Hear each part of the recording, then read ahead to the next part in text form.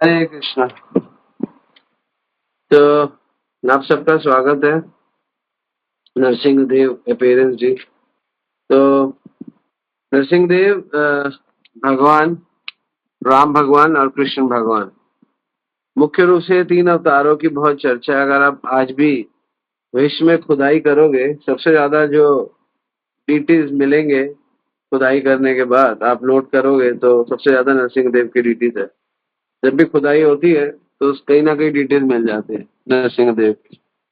आप बहुत ज्यादा खुदाई करो जहाँ पे कभी शहर बसते थे, और वहां पर आप खुदाई करो, पुरानी जगह कोई भी हो, चाहे वो वाराणसी हो, चाहे वो अयोध्या हो, चाहे वो मथुरा हो, चाहे वो कोई तीर्थ स्थान हो, जो भी पुराना है, आप खुदाई करो, आपको और कुछ मिले ना मिले, आपको नरसिंह देव के डीटी जरूर मिलेंगे। इसलिए नरसिंह देव के डीटी यहाँ पर भी है, कश्मीर में भी मिलते हैं आपको, लद्दाख में भी है, सब जगह है। और सब जगह हमारे लिए स्वयंभू है, क्योंकि हमारे लिए तो अभी प्रकट हुए हैं ना, हमारे लिए तो अपने आप प्रकट हुए हैं।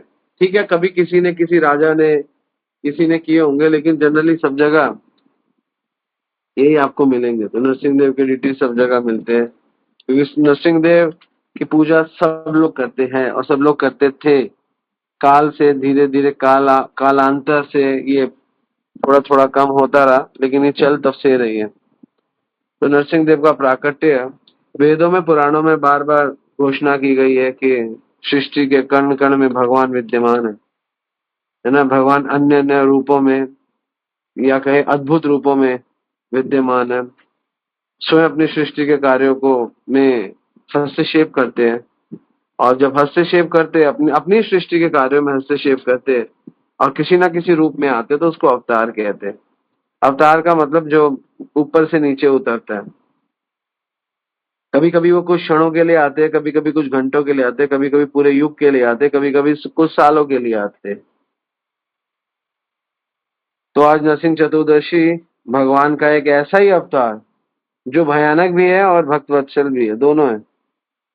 तो राक्षस हिरण्यकशिपु के लिए भयानक और भक्त प्रहलाद के लिए भक्तवत्सल नरसिंह देव।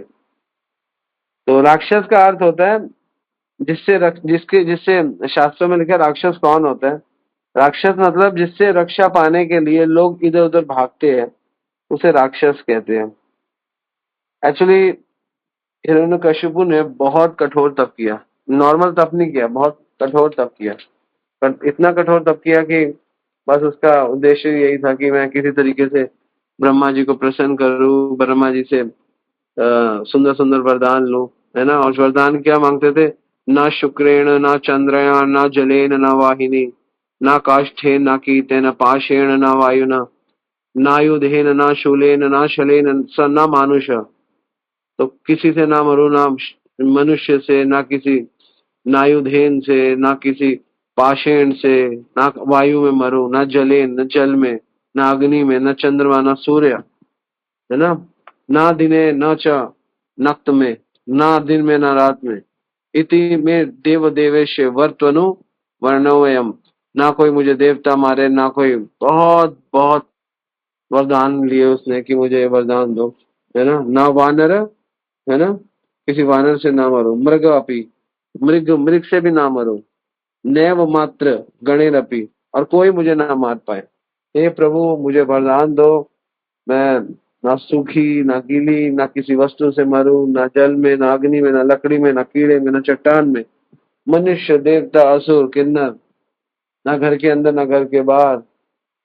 ब्रह्मा जी को समझ में नहीं आया, पहले तो सीधा बोला था मैं मरूं ही ना। ब्रह्मा जी ने कहा ऐसा तो हो नहीं सकता, फिर कॉम्प्रोमाइज हुआ, इतनी चीजें मांगी यहाँ वहां वहां। ब्रह्मा जी ने सोचा भगवान तो कुछ मैनेज कर ही लेंगे अपने आप। ब्रह्मा जी ने बोल दिया ओके तथास्तु। ब्रह्मा जी ने तथास्तु बोल दिया, क्योंकि ब्रह्मा जी क्योंकि तपस्या इतनी स्ट्रांग है इस जगत में, तपस्या बहुत बड़ी चीज होती है। तो ब्रह्मा जी के वरदान के बाद हिरण्यकशिपु का वध करना बहुत मुश्किल था। इतनी चतुराई से, शास्त्रों में लिखा, भागवत लिखते, इतनी चतुराई दिखाई कि उनका वध करना नामुमकिन सा लग रहा था। और भगवान के लिए बहुत बड़ा टास्क था यहाँ पे। भगवान ने एक्चुअली बहुत बड़ा टास्क खेला भगवान ने क्या टास्क खेला, क्योंकि ब्रह्मा जी के वचन है और भक्त प्रहलाद के वाक्य है और इनके बीच में जंग हो रही है। ये जो नरसिंह देव का प्राकट्य है वो बहुत ही अद्भुत प्राकट्य है। इसको मैंने जब अनुभव किया तो मैंने सोचा कुछ आज नरसिंह देव पे कुछ ऐसा बोलेंगे जो बहुत अलग हो, जो जो मेडिटेट करके बोला जाए, पढ़ा जाए लेकिन पढ़ के मेडिटेट करके बोला जाए, उसमें कम से कम कुछ आपका मेडिटेशन होना चाहिए। तो आपको मेडिटेट करना चाहिए हिरण्यकश्यपु पे, नरसिंह देव पे, प्रहलाद महाराज पे। तो काफी देर मेडिटेट करो, काफी पढ़ो, पढ़ना जरूरी है, ऑब्वियसली शास्त्रों को पढ़ना चाहिए, लेकिन उसके बाद थोड़ा मेडिटेट करो तो अपने आप कुछ अलग दिखता है। हम लोग शास्त्र पढ़ते हैं ना, पढ़ते समय थोड़ा रुकना चाहिए और उस लीला में घुस जाना चाहिए। आप चाहे उस लीला में हनुमान जी की तरह दर्शक बन के रहो, जैसे महाभारत में जब युद्ध हुआ कुरुक्षेत्र में, तो दर्शक बन के रहे, या लड़ने के लिए चले जाओ सैनिक बन के, लेकिन जाओ वहां पे। तो यहाँ पे जब हम गए, जब हमको जाना चाहिए, तो हमें कुछ अलग दिखा। जो मुझे अलग दिखा मैंने सोचा वो मैं शेयर करता हूँ। लीलाएं तो आपको पता ही है, 7वां स्कंद खोलोगे, लेकिन अलग क्या है यहाँ पे, ब्रह्मा जी के वचन और प्रहलाद महाराज के वाक्य। प्रहलाद महाराज के क्या वाक्य थे आप जानते ही हो। हिरण्यकश्यप पूछते हैं कहाँ पे है भगवान, प्रहलाद महाराज कहते हैं हर जगह भगवान है। उन्होंने कहा खंबे में भी भगवान है, कह रहे हाँ खंबे में भी भगवान है। तो वाक्य किन के है, प्रहलाद महाराज के, कि खंबे में भी भगवान है और ब्रह्मा जी के वचन है तुम मरोगे नहीं। तो तो दोनों का समन्वय करना है, क्योंकि ब्रह्मा जी के वचन की रक्षा करनी है और प्रहलाद महाराज के वाक्य की रक्षा करनी है। तो हमें समझना चाहिए, चाहे कोई भी देवी देवता हमको कोई भी सुख दे, कोई भी वरदान दे, कोई भी वचन दे, वो भौतिक ही है, वो भौतिक ही है। उससे कई अच्छा है उन भक्तों के वाक्य वाक्य। वो वाक्य क्या है कि हाँ भगवान सब जगह है, भगवान की भक्ति करो, है ना। जो भगवान नरसिंह फॉलो कर रहे हैं, और कौन फॉलो कर रहा है वचन, तपस्या करी किन्होंने, ब्रह्मा जी ने तपस्या करी सृष्टि के लिए, तपस्या करी हिरण्यकश्यपु ने। मैंने बड़ा अच्छा सुंदर मेडिटेट किया, मैंने कहा दोनों ने तपस्या करी, लेकिन प्रहलाद महाराज ने इतनी तपस्या नहीं करी, केवल अनन्य भक्ति करी, है ना। तो जो भगवान नरसिंह फॉलो करते हैं, तो भक्तों के पास सबसे अनमोल है उनके वाक्य। नरसिंह देव का प्राकट्य मूल रूप से संहार और विनाश के कारण तो नहीं हुआ, हम कह सकते हैं हुआ है, चलो संहार करना था, लेकिन मुख्य रूप से प्रहलाद महाराज के वाक्य से हुआ है। तो इसी प्रकार हमारे हृदय में भी अगर भगवान का प्राकट्य होगा तो किसी भक्त के वाक्य से ही होगा, और नहीं होने वाला। और अब भूल जाओ, भगवान जब प्राकट्य होता है तो भगवान भी वाक्य से प्राकट्य होते हैं। तो नरसिंह देव का आने का मुख्य कारण प्रहलाद महाराज के वाक्य है। भक्त के वाक्य से भगवान प्रकट होते हैं, इसलिए सीरियस होकर हमें भक्तों के वाक्यों को लेना चाहिए, और भगवान भक्तों के वाक्यों को बहुत सीरियस लेते हैं। हमें भी भक्तों के वाक्यों को सीरियस लेना चाहिए। हमारे हृदय में भगवान तभी प्रकट हो सकते, वरना नहीं हो सकते, है ना। खंबे में से बाहर आ गए, खंबे को तोड़कर। उसी प्रकार हम भक्तों के हम भी भक्तों के वाक्य सुनेंगे और उनका अमल करेंगे, तो हमारे हृदय में भी भगवान का प्राकट्य होगा। और जितने भी ये खंबे हमारे हृदय में बने हुए, दंभ, दर्प, अभिमान, क्रोध, अज्ञान, सारे खंबे फट जाएंगे और इन खंभों को फाड़ के भगवान बाहर आ जाएंगे। तो ये नास्तिक विचारधारा और आस्तिक विचारधारा के बीच का संघर्ष है। ये नरसिंह देव का प्राकट्य वास्तव में एक आस्तिक और एक नास्तिक दोनों को दिखाने के लिए, केवल आस्तिक को नहीं नास्तिकों को भी, है ना। नरसिंह देव का अद्भुत प्राकट्य है, मगर अद्भुत प्राकट्य को प्रकट करे वो कितना अद्भुत है ना। नरसिंह देव तो साक्षात नारायण है, जगत का सार तो भगवान है ना। नारायण ही जगत का सार है, कृष्ण ही जगत का सार है, नरसिंह देव ही जगत का सार। उनको प्रकट करने वाले भक्त, आप देखो ना, भगवान भगवान को अद्भुत अद्भुत श्रृंगार दलिता हिरण्य कशिपु तनु भृंग, अद्भुत श्रृंगार। उनका श्रृंगार कितना अद्भुत है यार, कितने अद्भुत है कितने क्या कहते हैं अद्भुत है। उनको प्रकट करने वाला कितना अद्भुत होगा। आप इमेजिन करो, जो व्यक्ति भगवान प्रकट कर सकता है, मैंने अनुमान लगाया ध्रुव महाराज ने भी तपस्या की, है ना, और मनु शत्रुपा ने भी तपस्या की कि भगवान प्रकट हुए, देव की गया प्रकट, सब जगह तपस्या हुई। प्रहलाद महाराज ने भी तपस्या करके भगवान को प्रकट किया, सब जगह प्रहलाद महाराज की क्या तपस्या है ना, कोई तपस्या ही नहीं है, केवल भगवान की अनन्य भक्ति। इसलिए हमारे, आपको पता है हमारे नवदा भक्ति के 9 आचार्य हैं। परीक्षित महाराज जो है वो श्रवण के आचार्य, सुखदेव गोस्वामी कीर्तन के आचार्य, प्रहलाद महाराज स्मरण के आचार्य। कितना जबरदस्त है प्रहलाद महाराज का स्मरण। एक्चुअली हमारी पूरी भक्ति का आधार ही स्मरण है। आप कितना कृष्ण को स्मरण कर पाते हो, कितना भगवान को स्मरण कर पाते हो। इसलिए जिनके पास स्मरण है ना, जो स्मरण में विश्वास रखते हैं, उनके फेवरेट है प्रहलाद महाराज। इसलिए 12 महाजनों में उनको नाम दिया गया। प्रहलाद महाराज स्मरण, लक्ष्मी जी पाद सेवरन, पृथु महाराज अर्चनम, वंदनम के अक्रूर जी, हनुमान जी दास्य, अर्जुन साक्ष्य, बलि महाराज आत्मनिवेदन, है ना, शरणागति को। तो इसलिए स्मरण के जो आचार्य है ना वो प्रहलाद महाराज है। क्या स्मरण है, डिवाइन स्मरण। इतना स्मरण किसका हो सकता है। और कोई भय नहीं है। एक्चुअली आप देखो, कोई बार बार मारने के लिए इधर से उधर से उधर से इधर फेंका जा रहा है, और स्मरण कितना मजबूत है, क्या डिवाइन स्मरण है। तो इसलिए जगत का सार है भगवान नारायण और उनका अद्भुत प्राकट्य, उनका अद्भुत। लेकिन उनको प्रकट करने के लिए एक भक्त प्रहलाद की नर्मता विनम्रता, तो भगवान के अद्भुत रूप को प्रकट करने के लिए भक्त की नर्मता विनम्रता ही कारण है। और भगवान नरसिंह का प्राकट्य केवल विनम्रता से हुआ, प्रहलाद महाराज की विनम्रता। तभी तो कहा गया विद्या विनय संपन्न, के विद्या का जो विनय, विनय में विनम्रता पे सपर संपन्न हो जाती है। ब्राह्मण कभी हस्तनी सुनी चैव शुपाके च पंडित समदर्शिन। तो विनम्रता ही तो पॉइंट है लाइफ का। प्रहलाद महाराज के पास विनम्रता है, तो उनकी विनम्रता के बाद उनके शब्दों में भी विनम्रता है, और उनके शब्द इतने विनम्र है कि भगवान को प्रकट कर दिया। हमें ये सीखना चाहिए कि भक्त सदैव भगवान, है ना, भक्त सदैव श्री कृष्ण के नर्म सेवक में ही रहता, सेवक ही रहता है, नरसिंह सेवक ही रहता है। नास्तिक सदैव चुनौती देता है और भक्त हमेशा नर्म रहता है, और उस चुनौती का भक्त को कोई भय भी नहीं है। तो ऐसी सुंदर सुंदर लीलाएं भगवान को, भक्त को, असुर को स्थापित करती है। ठीक है ना।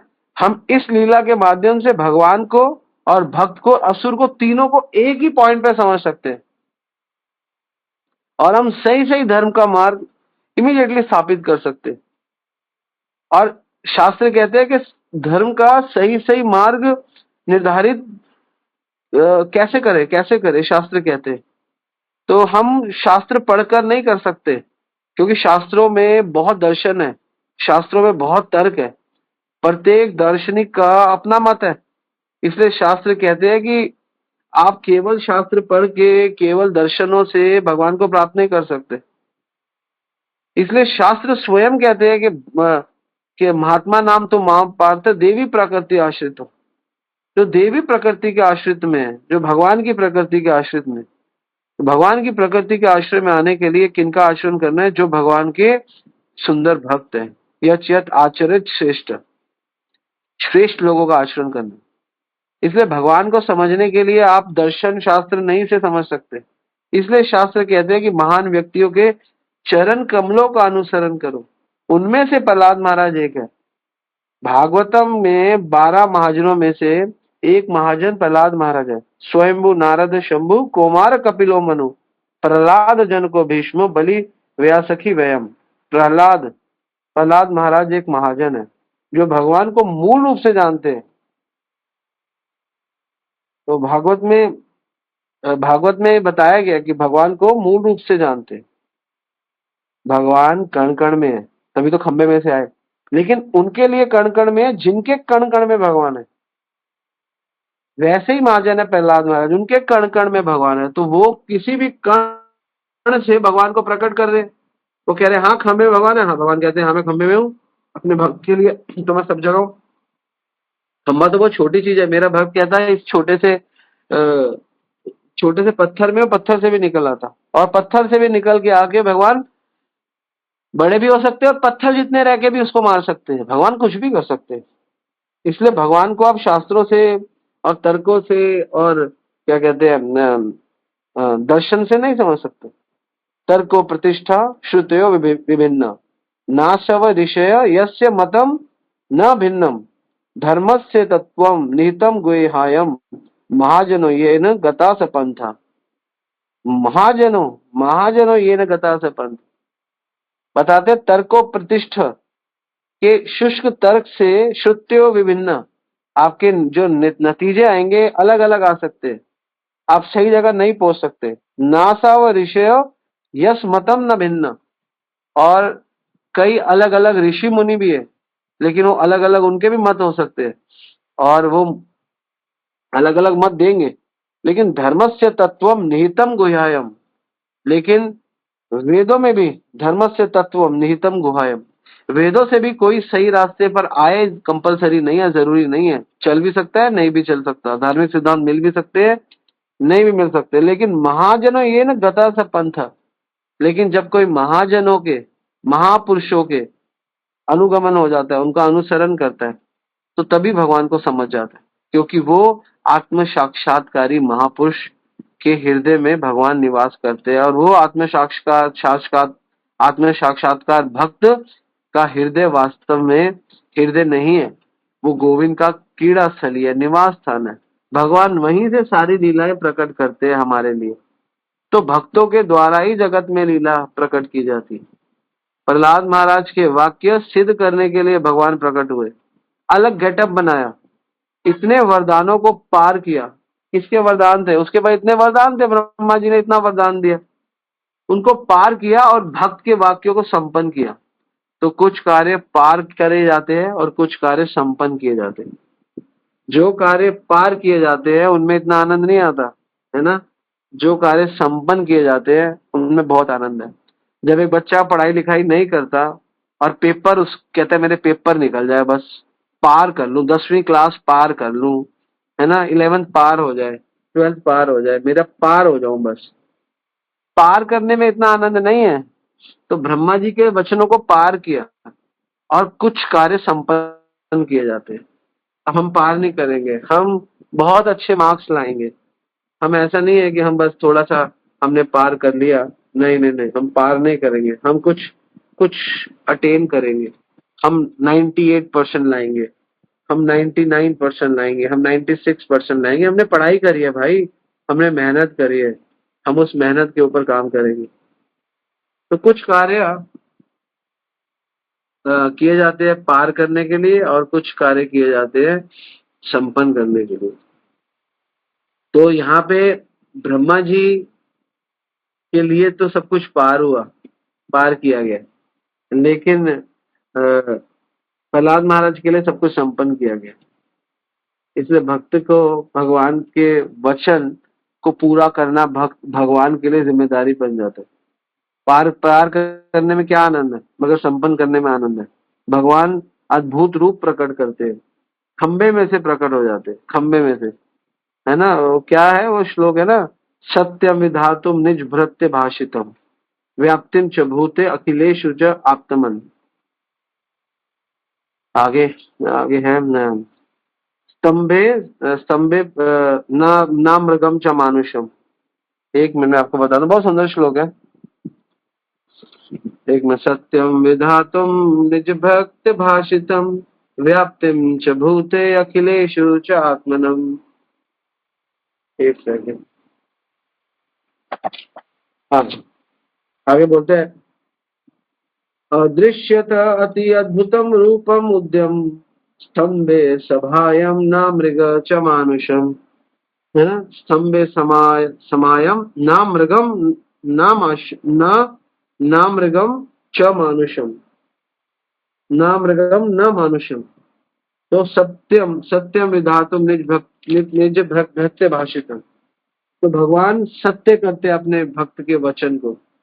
सत्यम विधातुम, विधातुम का मतलब सिद्ध करने के लिए, निज भृत्य भाषितम अपने दास्य के शब्दों को निज भृत्य भाषितम भगवान ने ग्रहण किया व्याप्तिम व्याप्ति मतलब उपस्थित हो गए वहां पे, च भूतेषु, और वहां पे उपस्थित उपस्थित हुए च भूतेषु, और मध्य में स्थापित हो गए, अखिलेशु च आत्मन, स्वयं प्रकट हुए। ये नहीं है कि भगवान ने अपने किसी दूत को भेजा है। अदृश्यत, अति अद्भुत रूप उद्यम, और एक अद्भुत रूप प्रकट किया, स्तंभे सभायम, और सभा के बीच में स्तंभ में से आ गए।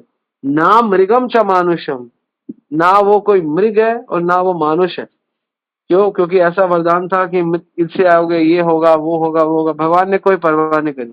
ना मृग च मानुषम, हिरण्यकशिपु को मारने के लिए भगवान प्रकट हो गए। और ऐसा कहते हैं अगले श्लोकों में कि हिरण्यकशिपु घबरा गया भगवान को देख के, लेकिन प्रहलाद महाराज नहीं घबराए, है ना। प्रहलाद महाराज बिल्कुल 1% भी नहीं घबराए, हिरण्यकशिपु घबरा गया। और हिरण्यकशिपु को विश्वास था कि अब ये मुझे मार देंगे, हैं, और मेरा मेरी मेरी रक्षा कौन करेगा। इतनी तेज ध्वनि हुई, यहाँ पे लिखा है, शास्त्रों में लिखा है कि ध्वनि देखकर ही हिरण्यकशिपु घबरा गया। इतना मजबूत व्यक्ति ध्वनि से घबरा गया। भागवत में प्रभुपाद जी लिखते हैं, हिरण्यकशिपु ने मन ही मन कहा, अत्यधिक लोग योग शक्ति वाले भगवान विष्णु ने मेरा वध करने के लिए योजना बनाई है। बोल दिया नरसिंह देव ने, वध स्मृतो अनेन, वृद स्मृतो, उसको अपने वध का स्मरण हो गया। उसको स्मरण हो गया, मेरा वध होने वाला है और मुझसे युद्ध करना चाहते। ऐसा सोचते ही हाथी के समान हिरण्यकशिपु ने अपनी गदा उठाई। लेकिन तब भी दिमाग में ये भी पॉइंट आ जाता है, ये बिल्कुल जैसे जो लोग सिगरेट शराब पीते हैं ना, लिखा होता है सिगरेट पीना स्वास्थ्य के लिए हानिकारक है, फिर भी सिगरेट शराब पीते हैं। तो सेम स्थिति हिरण्यकशिपु की है कि शास्त्र के हिसाब से उसको पता है मुझे मारने वाले हैं, ये साक्षात नारायण है, मुझे मार देंगे। लेकिन जैसे एक शराबी शराब पी लेता है, उसको पता है कि शराब पीना गलत है, उसी प्रकार हिरण्यकशिपु को पता है कि ये सब गलत है, लेकिन हिरण्यकशिपु फिर भी लगा हुआ है और फिर भी युद्ध कर रहा है। तो यहाँ पे कहते हैं कि हिरण्यकशिपु ने अपना गदा उठाकर भगवान पर ढाप बोल दिया और भगवान के ऊपर बोला। तो भगवान, और नेक्स्ट श्लोक में ये बता रहे हैं कि भगवान पे गदा मारा ठीक है, लेकिन भगवान दिव्य अवस्था में रहते हैं। यहाँ पर आकर भगवान भौतिक नहीं हुए। जिस तरह एक बेचारा छोटा पतंगा बरबस अग्नि में गिरकर अदृश्य हो जाता है, उसी प्रकार हिरण्यकशिपु ने तेज में भगवान पर आक्रमण किया तो वह अदृश्य हो गया। यह आश्चर्यजनक नहीं है, क्योंकि भगवान सदैव सतोगुण में स्थित रहते हैं। प्राचीन काल में सृष्टि के समय अंधकार पूर्ण ब्रह्मांड में प्रविष्ट हो गए, उनमें अत्यधिक आध्यात्मिक तेज प्रकाशित हुआ, किंतु भगवान सदैव दिव्यता स्थित रहते हैं, अतः जो रजतमो उनका स्पर्श भी नहीं कर सकता। अरे वो स्पर्श भी नहीं कर पाए, गदा मारा, भगवान ही गायब हो गए। मार किसको मार रहा है? भगवान कहते हैं मैं तेरे इससे स्पर्श ही नहीं करूंगा। तू तू मुझे मारना चाहे, तू मुझे स्पर्श करना चाहे, नहीं करूंगा। मैं तुझे मारने के लिए चाहे स्पर्श करना चाहूं तो मैं कर सकता हूं। तो भगवान कुछ भी कर सकते हैं, भगवान ने करके दिखाया। तो इसीलिए यहाँ पे प्रभुपाद जी लिख रहे हैं, कृष्ण सूर्यमय माया है अंधकार, यहाँ कृष्णता है नहीं माया अधिकार। यहाँ पर कोई अधिकार नहीं है, तुम्हारा तुम्हारा कोई अधिकार नहीं है। नरसिंह देव ने अपने हाथों से उसको उठाया, अपने शौर्य का, तो क्या कहते हैं, अपने शौर्य को दिखाया और उसको अपनी गोद में बिठाया बच्चे की तरह, और उसकी छाती को फाड़ दिया। कई लोग ऐसा बोल सकते हैं कि भगवान इतने क्रूर क्यों हुए। भगवान क्रूर इसलिए नहीं हुआ कि हिरण्यकशिपु ने जगत में बहुत अंधकार किया। भगवान को क्रोध ये आया कि मेरे प्रहलाद को किया। रुद्र उवाच, इसके अंदर 8वें अध्याय में ही, 7वें स्कंद के 8वें अध्याय में शिव जी अपने वचन बोलते हैं। शिव जी ने, जब सारे देवता ऊपर देख रहे थे ये युद्ध, तो शिव जी ने अपने वचन बोले। शिव जी कहते हैं हिरण्यकशिपु पे भगवान इतने गुस्सा क्यों हुए, तो बोलते हैं, शिव जी क्या बोलते हैं, ये पॉइंट मैंने सोचा था आपको बताऊंगा कि शिव जी का क्या व्यू है। शिव जी ने कहा, शिव उवाच, कल्प का अंत ही आपके क्रोध का समय होता है। अब जबकि यह नगण्य असुर हिरण्यकशिपु मारा जा चुका है, या मारा जा चुका है, हे भक्तवत्सल प्रभु, कृपा करके उसके पुत्र प्रहलाद महाराज की रक्षा करें, जो आपके निकट पूर्ण शरणागत भक्त के रूप में खड़ा है। तो उससे पहले वाले श्लोक में बोलते हैं, हाँ, कि हिरण्यकश्यपु को मारा इसलिए नहीं गया, इसने इतने असुरों का नाश किया, क्योंकि आपके ये इससे पहले, क्योंकि हे प्रभु आपसे प्रार्थना है, अनंत आपकी शक्ति का कोई अंत नहीं है, और आपके पराक्रम का और आपके अद्भुत प्रभाव का आपके भक्तों की सेवा में ही उद्गम होता है। तो आपका जो सारी शक्ति है, भगवान की सारी शक्ति भक्तों की सेवा में। और ये कहते हैं कि मैं फिर उस कहता है, मैं आपको, आप भक्त वत्सल भगवान को, शिव जी कह रहे हैं मैं आप भक्त वत्सल भगवान को नमस्कार करता हूँ। तो शिव जी बीच में आए और बोलते हैं कि इसलिए मारा गया हिरण्यकश्यपु, इसने इतना तपस्या करी, इतना दुष्टों के साथ किया, लेकिन इस संसार में, लेकिन प्रहलाद को जब कष्ट दिया तो भगवान से बर्दाश्त नहीं हुआ।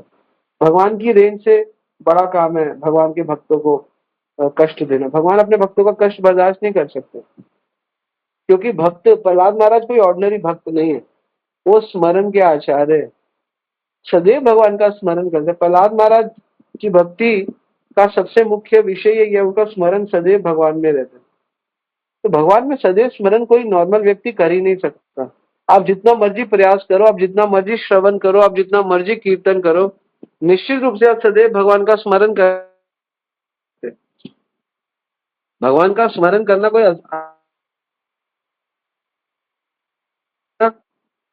के सतत स्मर्तव्य विष्णु विस्मर्तव्य न जातुचित सर्व विधि निषेधाय सेव किंकर, कि हमेशा किंकर बन के रहो और भगवान का स्मरण करो।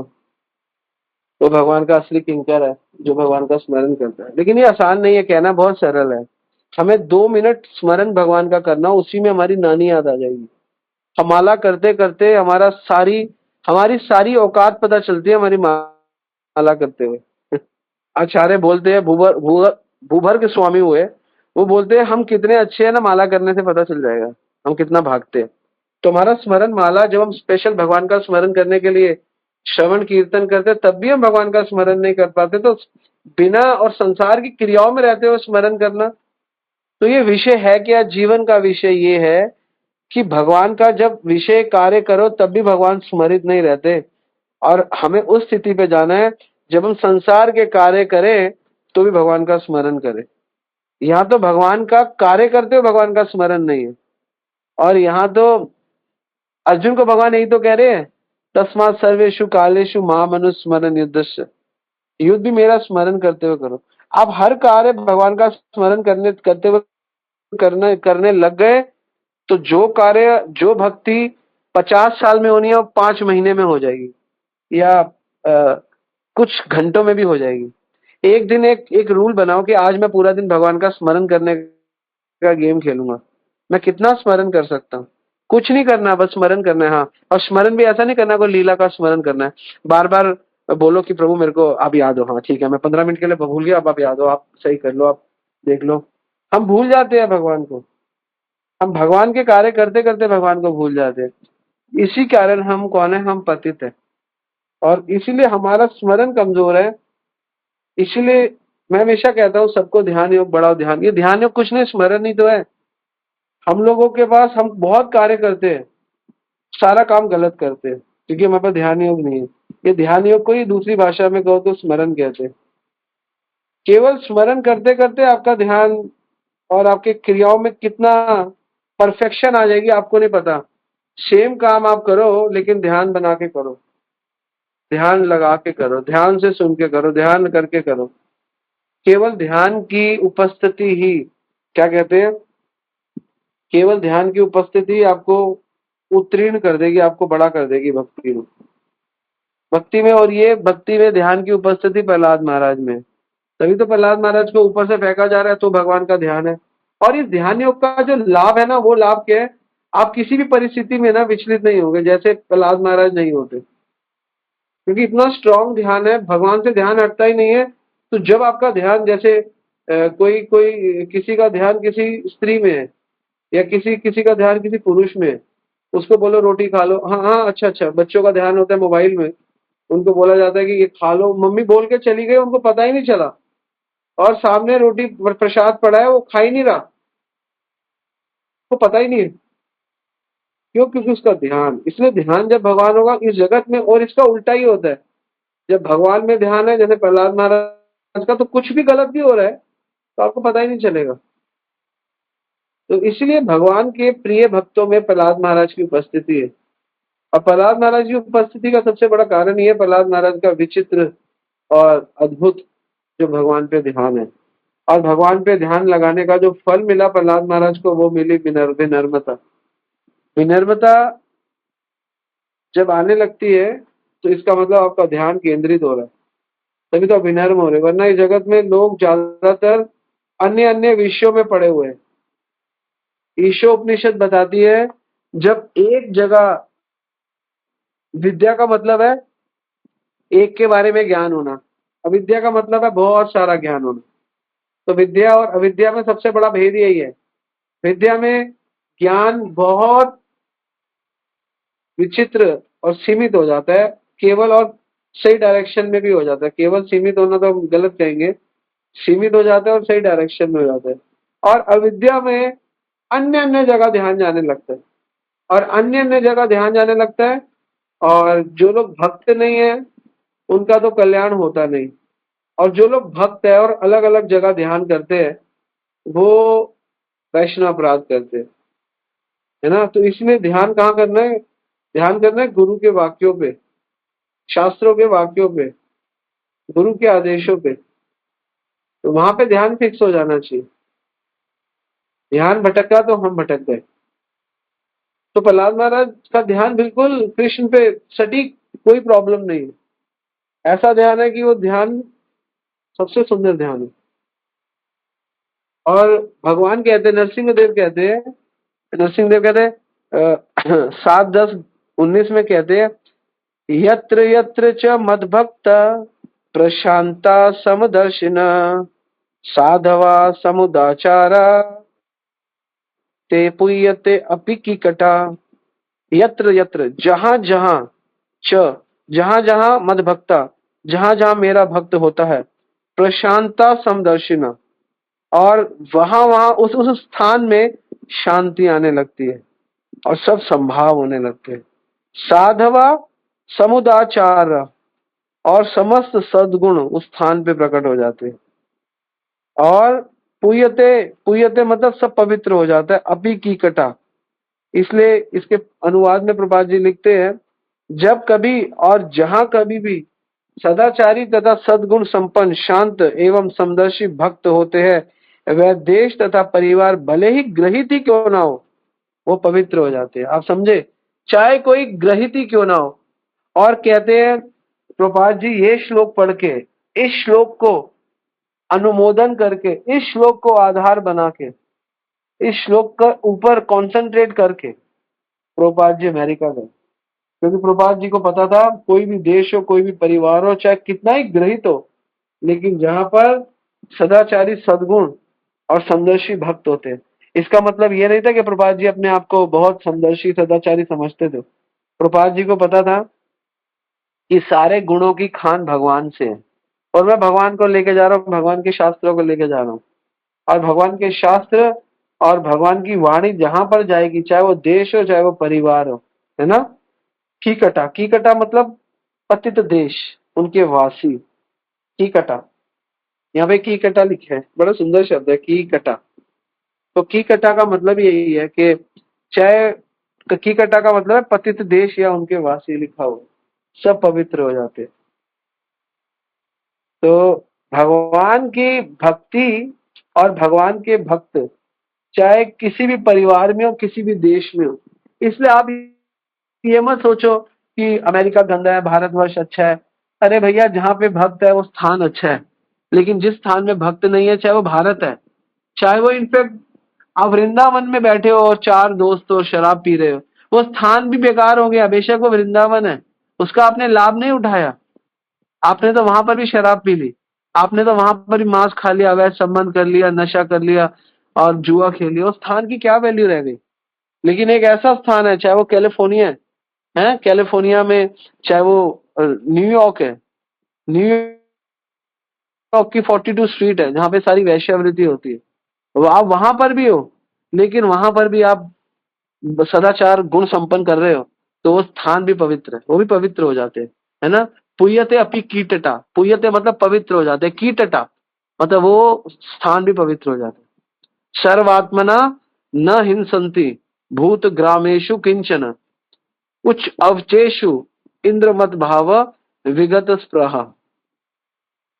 हे दैत्यराज प्रहलाद, मेरी भक्ति में अनुरक्त रहने के कारण मेरा भक्त उच्च तथा निम्न जीवों में भेदभाव नहीं रखता, किसी भी प्रकार से वह किसी से ईर्ष्या नहीं करता।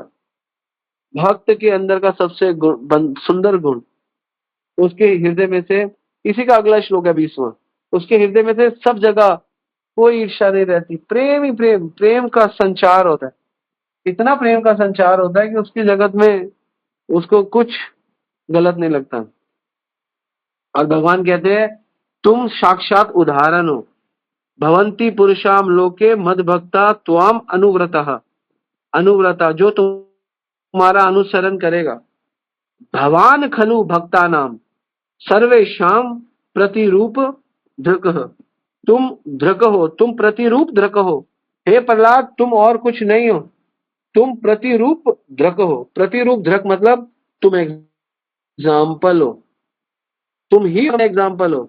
भवंती पुरुषाम लोके, इस जगत के लोगों के लिए, मद भक्ता त्वाम अनुव्रता, और जो भी मेरा भक्त है अगर तुम्हारा अनुसरण करता है, भगवान में खलु भक्ता नाम, वो समस्त भक्तों में श्रेष्ठ हो जाएगा।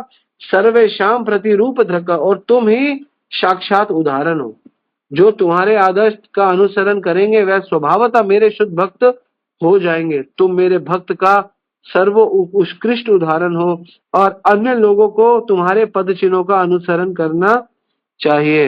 आपको पता है भगवान स्वयं चैतन्य महाप्रभु के रूप में आए, और भगवान जब भागवतम सुनते थे तो उन्होंने 100 बार प्रहलाद महाराज का चरित्र सुना, 100 बार प्रहलाद महाराज का चरित्र। और जब उनके पास टाइम होता था कहते थे मुझे प्रहलाद महाराज का चरित्र सुना, मुझे प्रहलाद महाराज का चरित्र सुना। एक बार तो गदाधर पंडित बोले तो प्रभु अभी ये परसों ही सुना था, आज भी कह रहे मुझे रोज प्रहलाद का चरित्र सुना। तो उन्होंने बोला प्रभु भागवत में और भी चरित्र है, कहते हैं वो चरित्र बहुत छोटे चरित्र, प्रहलाद चरित्र बहुत बड़ा चरित्र। बहुत तपस्या करनी पड़ी ब्रह्मा जी को सृष्टि करने के लिए, बहुत तपस्या करनी पड़ी मनु शत्रुपा को भगवान को प्रकट करने। प्रहलाद महाराज को कोई तपस्या ही नहीं करनी पड़ी। प्रहलाद महाराज भगवान तपस्या कर रहे हैं, मैं इधर से प्रकट हूं, कौन से खंभे से, यहाँ पे तपस्या बदल गई। भगवान तो प्रहलाद महाराज के चरित्र से मुझे ऐसा लगता है कि भगवान तपस्या कर रहे हैं। मैंने ऐसा अनुभव किया कि भगवान तपस्या कर रहे हैं और भक्त तपस्या नहीं कर रहा। तपस्या का, भगवान का सबसे बड़ी तपस्या, भगवान को एक स्पेशल गेटअप लेना पड़ा, इतना सुंदर गेटअप लेना पड़ा, ब्रह्मा जी को सिद्ध करना है, उनके वचनों को सिद्ध करना, भक्त के वाक्य को सिद्ध करना। तो ये प्रहलाद महाराज, ये नरसिंह देव का प्राकट्य, हम तो बहुत खुश होते हैं नरसिंह देव प्राकट्य, नरसिंह देव प्राकट्य। अरे खाक नरसिंह देव प्राकट्य, वास्तव में प्रहलाद की भक्ति का प्राकट्य, देन नरसिंह देव प्राकट्य। अदरवाइज नरसिंह देव प्राकट्य तो कहने से तो प्रहलाद महाराज की भक्ति बहुत छोटी हो जाती है। तो प्रहलाद महाराज आज का दिन होना चाहिए, लोग कहते हैं नरसिंह देव प्राकट्य, मुझे लगता है प्रहलाद महाराज की भक्ति का प्राकट्य, भक्ति प्रकट कर दी कृष्ण भगवान ने, नरसिंह देव ने, कि प्रहलाद तुम्हारी भक्ति, वास्तव में भक्ति का स्तर क्या होना चाहिए।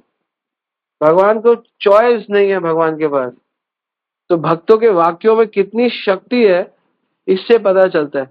इसलिए हमें पता चलना चाहिए जो भक्त जो गीता भागवत पढ़ने वाले भक्त है, उनकी भक्ति, उनकी वाक्यों में कितनी शक्ति हो सकती है। भगवान प्रकट, हाँ भगवान शास्त्रों से प्रकट हो सकते हैं। तो ये भगवान के सुंदर भक्त प्रहलाद महाराज की भक्ति है और उनकी सरलता है। अद्भुत रूप निकाला हिरण्यकश्यप ने, जरूर निकाला, लेकिन वो अद्भुत रूप अद्भुत नर्मता विनम्रता से निकला। अगर हम प्रहलाद महाराज की तरह विनम्र बन जाएंगे तो सिंसियर हो जाएंगे और प्रहलाद महाराज की तरह अपने जीवन को यापन करेंगे ना, तो वास्तव में हमारे जीवन में भी नरसिंहदेव प्रकट होंगे। हम नरसिंहदेव की आरती तो जरूर करते हैं, है ना, बहिर नरसिंहा हृदय नरसिंहा, लेकिन केवल आरती करने से काम नहीं चलेगा। केवल आरती कर, हमें अपना स्मरण बढ़ाना पड़ेगा। हमारे पास संसार का बहुत स्मरण है। क्यों बस संसार का क्यों इतना स्मरण है? क्योंकि संसार का बहुत श्रवण है और भगवान संसार का बहुत कीर्तन है। तस्माद एके ने मनसा भगवान सात्वताम पति श्रोतव्य कीर्तितव्य ध्येय नित्य पूज्यता पूज्य नित्यता। तो हम लोग क्या करते हैं, हम बहुत संसार का श्रवण और कीर्तन करते हैं। इस वजह से हमारा स्मरण बहुत कमजोर है। प्रहलाद महाराज ने माँ के घर में श्रवण किया और फिर वो स्मरण से पूरा 5 साल तक उसका कीर्तन किया और अंदर भी कीर्तन किया और वो कीर्तन करके उसका स्मरण किया और भगवान ने उनके स्मरण को वेटेज दी। आपका श्रवण कीर्तन बहुत है लेकिन वो स्मरण में कन्वर्ट नहीं हो पाता। तो क्यों नहीं हो पाता स्मरण में कन्वर्ट, क्यों नहीं हो पाता? ये बहुत बड़ा विषय है। और जो इस विषय को समझ जाएगा, जो इस विषय का समाधान कर लेगा ना, वो व्यक्ति इस जगत में बढ़ जाएगा। तो आप में से कोई बताएगा कि श्रवण कीर्तन करके भी हम भगवान का स्मरण नहीं कर पाते प्रहलाद महाराज की तरह? क्या कारण है आपको पता है? भगवान को मानते हैं, भगवान की बात भी मानते हैं, लेकिन हमारा स्मरण वैसा नहीं हो पाता। बहुत बहुत मेहनत कर कर भी नहीं हो पाता। Do you know the reason? Anyone knows the reason? कोई रीजन बताएगा ऐसा क्यों है? हमारा स्मरण इतना बढ़िया क्यों है, इतना मतलब कमजोर क्यों है? ध्यान ठीक नहीं है ना? हमारे अंदर संसार के बंधन है। हाँ, सब कुछ ठीक बता रहे हैं। यस, चलो ठीक है, आप लोगों ने बहुत अच्छा लिखा। कारण क्या है? कंसिस्टेंसी भी ठीक है। आप लोग बहुत अच्छा बता रहे हो और सब लोग ऑलमोस्ट सही बता रहे हो, यही कारण भी है। लेकिन फाइनली कारण है क्या? फाइनली कारण है कि हम भगवान को मानते हैं, श्रवण भी करते हैं और कीर्तन भी करते हैं, लेकिन हम वर दान, जो वर दान है और वर का दान करना, दो चीजें आती है, वर दान और वर का दान करना। हम लोग सारे भगवान से वरदान मांगते हैं, इच्छाएं मांगते हैं। हम भगवान को वर, कोई हमारा वर हो उसको दान नहीं करते। चक्कर यही है। हे सर्वश्रेष्ठ वरदाता स्वामी, कौन है वरदाता स्वामी? नरसिंहदेव। यदि आप मुझे कोई वांछित वर देना ही चाहते हैं तो मेरी आपसे प्रार्थना है कि मेरे हृदय में किसी प्रकार की भौतिक इच्छा ना रहे और मुझे कोई वर नहीं चाहिए। हे भगवान, जन्म काल से ही कामेक्षाओं के कारण मनुष्य इस इंद्रियों के कार्य, मन, जीवन, शरीर, धर्म, धैर्य, बुद्धि, लज्जा, ऐश्वर्य, बल, स्मृति, सत्यनिष्ठा समाप्त हो जाती है। ये दो श्लोक मैंने क्यों लिए? ये दो श्लोक बहुत जरूरी है, हमको पता होना चाहिए। पहला श्लोक भगवान बोल रहे हैं 7:10-7 में, यदि दास्यति मे कामान वरान त्वम वरद ऋषभः कामानाम हृदय असोरहम भक्त वृणे वरम। तो यहाँ पे बोलते हैं कि मेरी कोई इच्छा नहीं है। और अगले श्लोक में बोलते हैं इंद्रियाणि मन प्राण आत्मा धर्मो धृति मृति श्री स्मृति मृति ही श्री तेजस्मृति सत्यम यस्य नश्यन्ति जन्मना। तो इस जगत में हमारी जो काम की इच्छाएं है ना, उससे क्या क्या चीजें नष्ट होती है वो बताया गया है। सबसे पहले काम से हमारे कार्य नष्ट होते हैं, फिर काम से हमारा मन नष्ट होता है, फिर काम से हमारा शरीर नष्ट होता है, फिर काम से हमारा धर्म नष्ट होता है, फिर काम से हमारा धैर्य नष्ट होता है, फिर काम से हमारी बुद्धि नष्ट होती है, फिर काम से हमारी लज्जा नष्ट होती है, फिर काम से हमारा ऐश्वर्य नष्ट होता है, फिर काम से हमारा बल नष्ट होता है, फिर काम से हमारी हमारी स्मृति नष्ट होती है और फिर काम से हमारी सत्य निष्ठा समाप्त होती है। तो 1 2 3 4 5 6 7 8 9 10 11 12 चीजें श्लोक नंबर 8 में बताई गई है।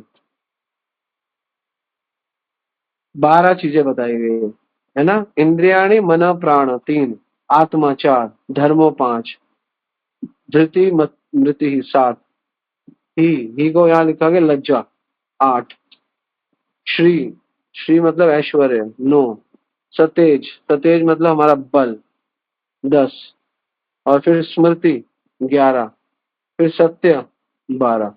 ये 12 चीजें हमारी नष्ट हो जाती। तो इसीलिए हम लोग स्मरण नहीं कर पाते। क्यों? हमारे अंदर काम इच्छाएं। प्रभुपाद जी भगवत गीता की शुरुआत करते हैं तो प्रभुपाद जी भगवत गीता के उसमें लिखते हैं, क्या क्या कहते हैं उसको, पहले उसको संस्करण सुबोध को क्या कहते हैं, भगवत गीता का जो पहले है नेम है, आमुख, आमुख, आमुख में प्रभुपाद जी लिखते हैं भगवत गीता के कि ये भगवत गीता संसार में उन व्यक्तियों के लिए है जो काम में पड़े हुए हैं, संसार के भोगों में पड़े हुए हैं, काम इच्छाओं में पड़े हुए हैं। तो काम इच्छाएं आपकी स्मृति, आपका सत्यता, आपका श्री, आपकी ही सब चीज खत्म कर देगी। बल शक्ति, ये तो है। बल खराब, आप कामुक बनोगे तो आप स्त्री संग करोगे, आपका बलहीन हो जाएगा। आप स्त्री संग करोगे, आपकी बुद्धिहीन हो जाएगा, आपकी स्मृतिहीन हो जाओगे, है ना। आप और कामनाओं में समाज संसार में वस्तुओं के पीछे भागोगे तो आपका तेज, आपका ऐश्वर्य, आपका सब कुछ नष्ट हो जाएगा। सब कुछ यही तो है क्या, सब चीजें नष्ट हो जाती है। तो इसलिए हम लोगों के पास ये सब चीजें नहीं रहती। इसलिए कारण काम ही है, स्मृति, तेज, श्री, मन। मन भी, कामुक व्यक्ति का मन कैसा होता है? हमेशा विचलित रहता है। Variety is the mother of enjoyment. इंद्रियां, इंद्रियां वीक हो जाती है, प्राण, प्राण कम हो जाते हैं, धर्म, धर्म जब कर नहीं सकता, धृति, स्मृति खत्म हो जाती है, मति उसकी वहीं लगी रहती है, बुद्धि नाश हो जाती है। तो इसलिए नरसिंह देव का प्राकट्य वास्तव में प्रहलाद की भक्ति का, हाँ, क्या है, पराकाष्ठा।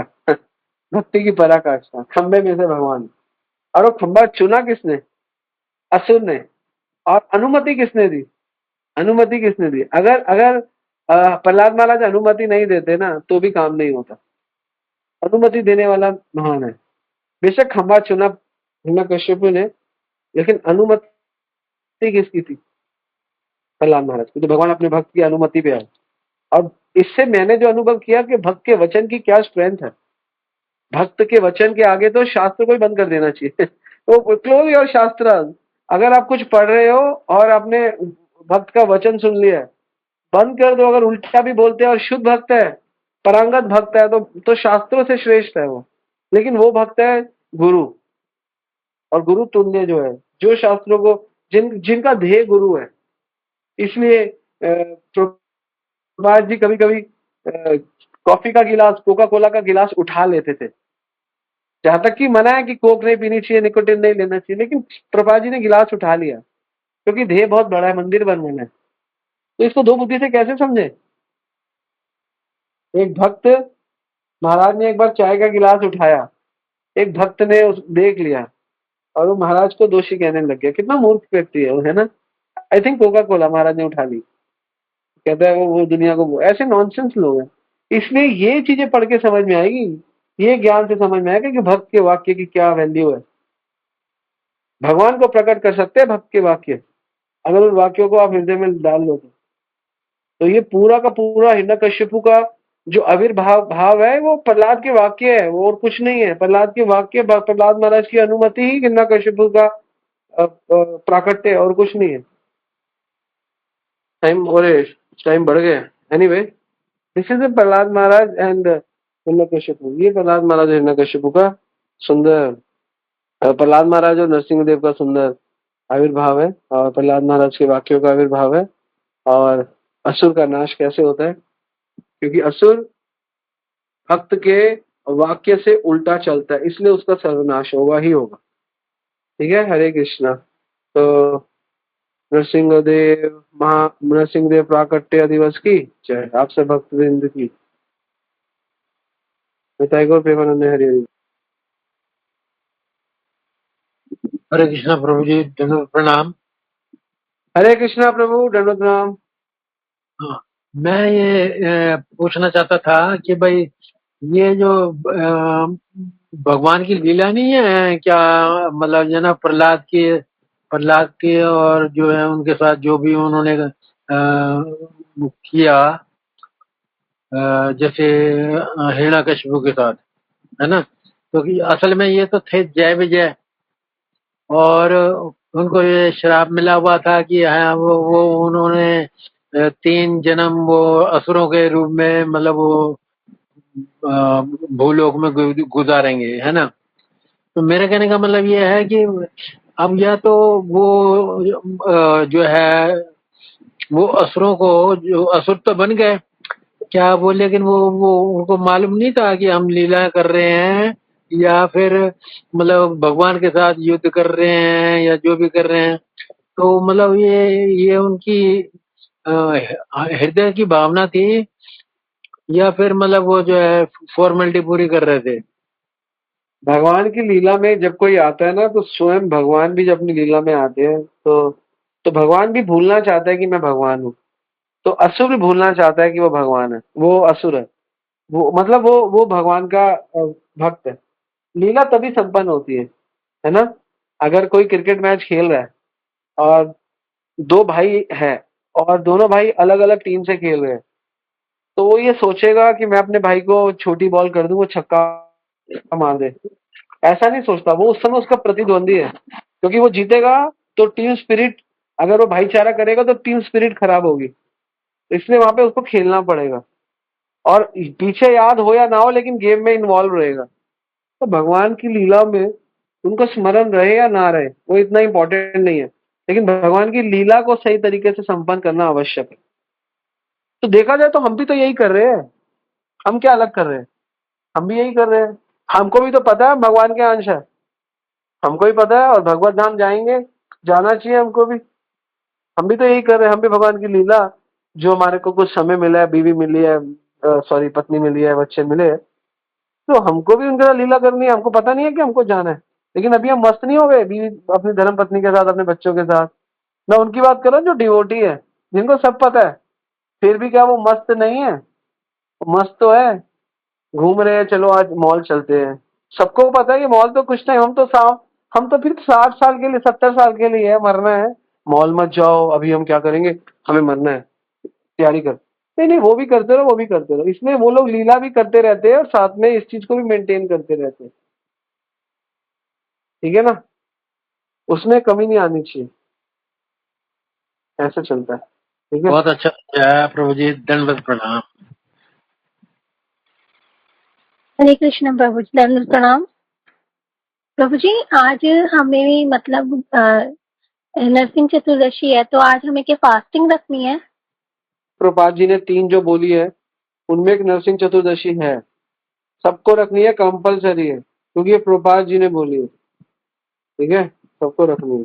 जो बिफोर 50 45 तो सब रख सकते हैं, और रखनी चाहिए सबको। फिर 6 बजे के बाद you can take something. Ekadashi लो, बेटर है, नहीं तो अप टू यू। ठीक है। तो प्रभु जी 12 बजे तक हम निर्जला एकादशी मतलब निर्जला व्रत रखें, और उसके 12 बाद बजे 12 बजे तक नहीं, 6 बजे तक। मेरे मुंह से 12 निकला, 6 बजे तक। अगर अगर अगर दिक्कत है तो जल ले लो, और क्या। वैसे रखा जाता है, क्या दिक्कत। नरसिंह देव तो शक्ति देते हैं। सो मच प्रभु जी। हरे कृष्ण प्रभु जी, दंड प्रणाम। प्रभु जी, जैसे ना हम लोग को बोला गया है कि हम लोग प्रेयर्स में मतलब प्रार्थना जब करते हैं हम लोग, तो हम लोग को कुछ मांगना नहीं चाहिए। इवन हम लोग को अपना भक्ति भी नहीं मांगना चाहिए। तो प्रभु जी मतलब कभी कभी कुछ ऐसा हो जाता है, प्रॉब्लम हो जाती है या कुछ भी होता है, सबसे पहले भगवान जी ही याद आते हैं। और मतलब कुछ मांगना हो ना, तो अपने आप नहीं पता, शायद ये संस्कार या आदत हो गया है, मांग ही नहीं चाहते हुए मांगना पड़ जाता है। तो प्रभु जी, क्या ये गलत है? एंड हम लोग को प्रार्थना क्या करना चाहिए भगवान जी से?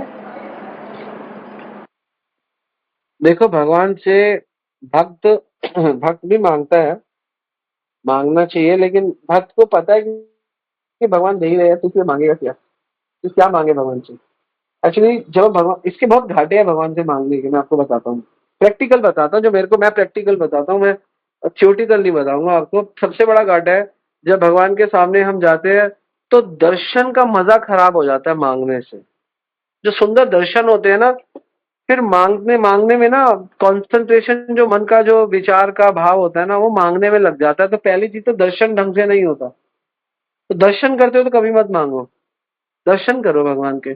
जो मुझे अनुभव होता है सबसे बड़ा घाटा, जो मैंने प्रैक्टिकली अनुभव किया है, भगवान के विग्रह के सामने सुंदर आदर श्याम सुंदर के दर्शन कर रहे और मांगना शुरू कर दिया मन ही मन, तो ध्यान हट गया, भगवान से हट गया, मांगने में चला गया। तो सबसे बड़ा घाटा तो दर्शन ढंग से नहीं होता। फिर मैं बताऊंगा मांगना चाहिए नहीं मांगना चाहिए। और दूसरा बड़ा घाटा, अगर आप ज्ञान में हो तो आपको ऐसा लगेगा मैं भगवान से मांग रहा हूँ, क्या भगवान तो अंतर्यामी है, भगवान जानते नहीं क्या मेरे हृदय का। तो मन में डाउट होता है कि हमें भगवान की भगवत्ता पे संशय है कि भगवान भगवान को बताने की जरूरत है। इसका मतलब भगवान, हमको डाउट है कि भगवान समझ रहे हैं हमको नहीं समझ रहे। तो भगवान में विश्वास, भगवान से मांगने से मुझे ऐसा लगता है कि विश्वास कम होने। और तीसरा, एक तो पहले आपको दर्शन में मजा नहीं आएगा, दूसरा भगवान में विश्वास कम होगा क्योंकि आप भगवान से मांग रहे हो, भगवान जानते नहीं है। और तीसरा, भगवान से मांगते हो ना, शर्म सी आती है कि मैं सब मांगता ही रहूं, कुछ दूं ना क्या आपको, आपने मुझे शरीर दिया। ये तीन चीजें ध्यान करके भगवान के दर्शन करा करो। मांगना जब भी दिमाग में आए कि मैं आपसे मांग रहा हूँ, आप दे रहे हो, मेरे को शर्म आनी चाहिए मैं क्या दे रहा हूँ आपको। शर्म मतलब यू फील गिल्टी, मेरे को शर्म आ रही थी, मैंने what I have given to you Krishna, मैंने क्या आपको दिया आपको। तो ये चीज। और दूसरी चीज, मांगना चाहिए नहीं मांगना चाहिए, किसी और से मांगने से अच्छा भगवान से मांगो, पहली चीज। और दूसरी चीज, भगवान से कुछ भौतिक भी मांगो तो भगवान को बोल दो, भगवान को पता है लेकिन फिर भी भगवान के सामने बोल दो मैं बहुत वीक हूँ, मैं अभी तक ऐसी हूँ, मैं ठीक नहीं हो पा रहा, मैं नहीं हो पा रही मैं ठीक, मैं क्या करूँ, मुझे चाहिए, मैं मेरे को लगता है आप होते हुए मैं इधर उधर भाग रही हूँ, इसका मतलब मेरे में कमी है। और जब तक मैं पूरा नहीं होता तो जब तक तो आपको ये करना पड़ेगा, ठीक है। और तीसरा बोलूंगा नहीं, लेकिन आप समझ जाओ कि ये दो ही आप ध्यान में रखो कि प्रभु मैं रह नहीं सकती हूँ क्योंकि, और एक वो चीज रखनी है तो रखो कि मेरे को ये भौतिक चीज चाहिए क्योंकि ये मेरी आध्यात्मिक उन्नति होगी इससे। आध्यात्मिक डाल दो कुछ भगवान के आगे मांगते हुए कि मैं भी भगवान से मांगता था कि भगवान मुझे प्रचार करने के लिए कुछ भक्त दो, मैं प्रचार करूं। और तो ऐसे हमने ही मांगा भगवान से, ऐसा मैं ये नहीं कहूँगा नहीं मांगा। लेकिन अब जब भगवान के सामने जाते हैं तो भगवान से मांगते हैं कि ये मांगते हैं कि कोई कोई कोई योग्य नहीं है, we are not capable, please Krishna use us by your own mercy. अपनी कृपा से मुझे सेवा में लगाओ और मुझ में कोई गुण नहीं है, आप मेरा इस्तेमाल करो। मैं चाहता हूँ कि मैं आपके किसी काम आ सकूं। मुझे पता है कि मेरा हृदय, मेरा मन बहुत कठोर है, सेवा से भागता है, लेकिन फिर भी आप ही इसको ठीक करो। तो अपनी अयोग्यता प्रकट करनी चाहिए भगवान के आगे, ये भगवान से मांगना चाहिए। तो ऐसा कुछ करना चाहिए भगवान के आगे। मैं सोचा था नहीं बोलूंगा लेकिन बोल देते हैं। सबसे इम्पोर्टेंट है अपनी अयोग्यता को भगवान के आगे प्रकट करो। और सबसे बड़ी योग्यता है कि मेरे अंदर मांगने की इच्छा बनी हुई है अभी तक निरंतर, इतनी बड़ी अयोग्यता है। भगवान को प्रदर्शन करो मैं इतना गंदा हूँ, मुझे इतनी चीजें चाहिए संसार। हमें सब चीज कृष्ण अपने आप देंगे, हमें मांगने की जरूरत नहीं है। अगर वो भगवान की सेवा में लगाने के लिए भगवान को लगता है ठीक है, कोई बड़ा नहीं होगा, भगवान जिसको बड़ा करना चाहेंगे उसको भगवान बड़ा कर देंगे। भक्त की भावना बड़ी होनी चाहिए, भगवान उसको बड़ा कर देते हैं। क्योंकि भक्त की भावना छोटी है इसलिए भक्त छोटा है। भक्त के अंदर सबसे सुंदर भाव यही है, सबसे ऊंचा विचार यही है कि वो भगवान की हाँ में हाँ करे, भगवान की शास्त्रों में गुरु की हाँ में हाँ करे और प्रचार में सीरियस रहे। और क्या, इन अदर वर्ड उसको पता चल जाए कि देखो हम लोगों को ना एक दिन सबको मरना है, सबको, चाहे कोई भी यहाँ पे आया ना, चाहे वो डिवोटी है चाहे वो नॉन डिवोटी है ना, सत्य तो यही है। तो कोई, चाहे कोई क्या कहते हैं, कल क्या सुना था, हाँ, चाहे कोई सफल हो चाहे कोई असफल हो, मृत्यु सबको मिलेगी। असफल व्यक्ति को भी मृत्यु मिलेगी और जो व्यक्ति संसार में सफल हुआ उसको मृत्यु मिलेगी। और इस संसार में चाहे आप सफल हुए हो, चाहे इस संसार में आप असफल हुए हो, भगवान के लिए भगवान उसको उतनी वैल्यू से नहीं देखते कि आपने पुरुषार्थ किया, ठीक है, भगवान देखते हैं, उसको कुछ वेटेज देते हैं, लेकिन बहुत नहीं देते। लेकिन कितना आपका मन भगवान की तरफ आकर्षित हुआ है या भगवान की तरफ परिवर्तित हुआ है, कितना आपके विचार शुद्ध हुए। एक्चुअली आप चाहे सफल हो, चाहे आप इस भौतिक जगत में कोई उपाधि प्राप्त के सफल हो या कोई उपाधि ना मिले, चाहे आप असफल रहो, लेकिन फाइनली भगवान बोलते हैं भक्ति रसामृत सिंधु में, सर्व विनिर्मुक्त तत्परित्वेन निर्मलम। आपको सफल और असफल नहीं होना, आपको निर्मल होना है, आपको सरल होना है। हम सरल नहीं होते, हम सफल होते हैं। हम सरल नहीं होते, हम असफल होते हैं। हमें ना सफल होना है, ना हमें असफल होना है। हमें इस जगत में सरल होना है। सर्व विनिर्मुक्त तत्परित्वेन निर्मलम, और निर्मल होना है मतलब सरल होना है। हाँ, ऋषिकेन ऋषिकेश सेव्यम भक्ति उच्चते। और वो होगा कैसे, सरल होंगे कैसे? अपनी इंद्रियों से इंद्रियों के स्वामी की सेवा करने से हम सरल हो जाएंगे। प्रॉब्लम ये है, हम इस जगत में सफल होना चाहते हैं, सरल नहीं होना चाहते। सारी दुनिया सफल होना चाहती है, पता नहीं कौन विरला है जो सरल होना चाहता है। यहाँ पर आप जितने भी लोग हो, अभी कितने लोग हैं, आई विल काउंट, 259, 259 लोग हैं। सब लोग सफल होना चाहते हैं। आप में से कौन व्यक्ति है जो सरल होना चाहता है? कोई सरल नहीं होना, सब सफल होना चाहते, सफल होना चाहते हैं। और भगवान कहते हैं सफलता को लात मार दो, सर्व उपाधि विनिर्मुक्त। उपाधि तो है सफल होने में, लात मार दो तत्परित्वेन निर्मलम, लेकिन सफल हो, सरल हो जाओ। अगर सारी उपाधियों को लात मारकर भी सरलता मिलती है तो ले लो, सरल हो जाओ। डॉक्टर बने हो लेकिन भगवान की भक्ति नहीं करते तो मूर्ख हो। इंजीनियर बने हो लेकिन भगवान की भक्ति नहीं करते तो मूर्ख हो। चार्टर्ड अकाउंटेंट बने हो, भगवान की भक्ति नहीं करते, मूर्ख हो। बड़े बड़े बिजनेस टाइकून बने हो, भगवान की भक्ति नहीं करते, मूर्ख हो। बड़े बड़े इंडस्ट्रियलिस्ट हो, भगवान की भक्ति नहीं करते, मूर्ख हो। बड़ी बड़ी उपाधियां ले ली, बड़े बड़े गस्टेड ऑफिसर बन गए, लेकिन भगवान की भक्ति नहीं करते, मूर्ख हो। सर्व उपाधि विनिर्मुक्त हो, सारी उपाधियों को लात मार दो, तत्परित्वे निर्मल, सरल हो जाओ। प्रहलाद महाराज खंबे से, सॉरी, हिरण्यकशिपु ने बोला जरूर, लेकिन नरसिंहदेव प्रकट हुए प्रहलाद महाराज के कहने पे। इतना अद्भुत रूप लिया, भागवत कह रही है, प्रभा जी लिख रहे हैं, अद्भुत रूप के कारण क्या है? प्रहलाद महाराज की विनम्रता। तो प्रहलाद महाराज की सफलता नहीं है, हिरण्यकशिपु की सफलता थी। यह सफलता को लात पड़ी और सरलता को उठा दिया गया। ये है भगवान की भक्ति, सरलता ही तो जीवन है, और क्या है। हम इतने इतने कठिन हो गए हैं, दूसरा हमको समझे या ना समझे, हम खुद ही अपने आप को नहीं समझते भाई। हम इतने कठिन है, हम इतने कठिन है। और हम कठिन है उसका प्रमाण क्या है? लोग हमसे परेशान है। जब भक्त आपसे परेशान ना हो और भक्त आपका संग करने के लिए आतुर रहे, आपसे सुनने के लिए, आपसे बैठने के लिए आतुर रहे, तो इसका मतलब आप सरल हो। सरलता का मतलब ये नहीं होता कि कोई व्यक्ति बहुत सरल है, सरल स्वभाव का है, लेकिन वो शास्त्रों को नहीं जानता। ठीक है, इस जगत में कई लोग सरल है, उनको फायदा मिल सकता है अगर वो भक्त नहीं है लेकिन सरल है। वो भौतिक उपाधियां ना मिले, संसार ना मिले तो सरल रहते, कोई बात नहीं। जैसे बेचारे कई शरीफ लोग होते हैं, सरल को शरीफ लोग, लेकिन उनका भी जीवन सक्सेसफुल नहीं है। सरल होने का सबसे बड़ा मतलब यही है, भगवान की बात को मानना, भगवान के सुंदर भक्त बनना, और भक्त बन के विनम्रता को ग्रहण करना। ऐसी भक्ति करना कि आप विनम्र बन जाओ, वही वास्तव में सरलता है, और कोई सरलता नहीं है।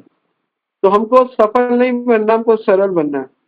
और संसार में लोग सिखाते हैं हमको सफल बनना है ना, लोग यही सिखाते हैं। देखो, भक्त को ना सरल होना चाहिए। कई भक्त है ना बड़े सरल होते हैं, कई भक्त, मेरी नजर में ऐसे कई भक्त है जो बहुत सरल है, जिनको मैं देखता हूँ, मुझे उनको देख के, उनको उनको देख के सरलता दिखती है है ना, वो सरल दिखते हैं। मुझे वनमाली प्रभु बिल्कुल सरल भक्त लगते हैं, बिल्कुल सरल। वो मुझे ऐसा लगता है कि भक्त की यही ऐसे होने चाहिए भक्त, बस सरल। कुछ भी हो जाए तो बस सरलता। दुख हो जाते हैं तो कोई बताते नहीं है, और सुख हो जाता है तो सबको बांट दो। एक्चुअली बहुत सरलता बहुत जरूरत है हमारे को, हमारे पास भक्ति में। और इस संसार में हमको क्या सिखाया जाता है? जो बच्चा सरल होता है ना, वो पढ़ ही नहीं पाता संसार के ज्ञान। हमें इतना कॉम्प्लेक्स ज्ञान दिया जाता है, मैथ साइंस, आगे आगे आगे आगे आगे आगे, इतना कॉम्प्लेक्स ज्ञान है। और उसको जो पारंगत करता है वो वास्तव में सरल नहीं है, कठिन है। हाँ, वो अध्यात्म से जुड़ गया, सरल हो गया, लेकिन बचपन में ABCD सरलता का प्रतीक है ना, 1+1 सरलता। लेकिन आगे 9th में जाओ, 11th में जाओ, कितने मुश्किल मुश्किल साइन थीटा, ये थीटा, कितना कॉम्प्लेक्स है। तो हम, बल्कि जितना कॉम्प्लेक्स हम सीखते हैं उतना मुश्किल। तभी तो जो भौतिक ज्ञान सीखता है वो उसकी सरलता खत्म हो जाती है। अनपढ़ गवार लोग क्यों सरल होते हैं? मैं ये नहीं कह रहा आप अनपढ़ गवार रहो, आप अनपढ़ गवार मत रहो, लेकिन आप पढ़ो लिखो, लेकिन साथ में भक्ति भी करो, तो आपका बैलेंस बना रहेगा।